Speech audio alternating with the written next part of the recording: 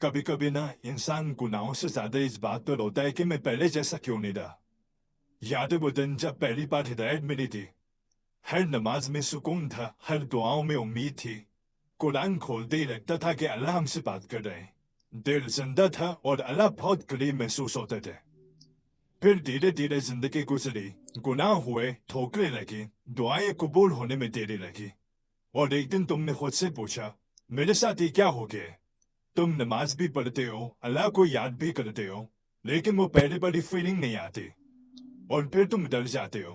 تمہیں لگتا ہے شاید میرا ایمان کمزور ہو گیا ہے. لیکن سنو، جو انسان راتوں کو بیٹھ کر اپنے ایمان کے لیے روتا ہے اس کا ایمان کبھی مرا نہیں کرتا. مرا ہوا دل اللہ کو ڈھونڈتا ہی نہیں ہے. مرا ہوا دل یہ فکر نہیں کرتا کہ وہ اللہ سے دور ہو گیا ہے. یہ درد، یہ بے چینی، یہ تلاش، یہ بھی ایمان کی نشانی ہے.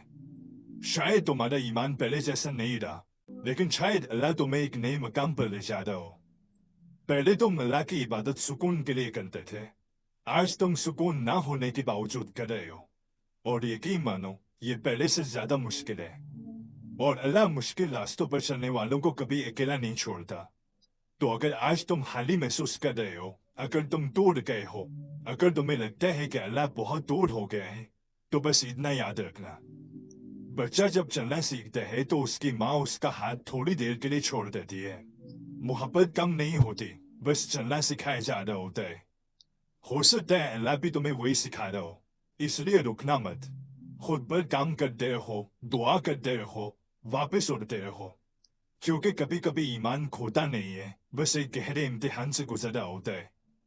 اور جس اللہ نے تمہیں ہدایت تک پہنچایا تھا وہ تمہیں واپس سکون تک بھی پہنچائے گا. بس اس کا دروازہ مت چھوڑنا.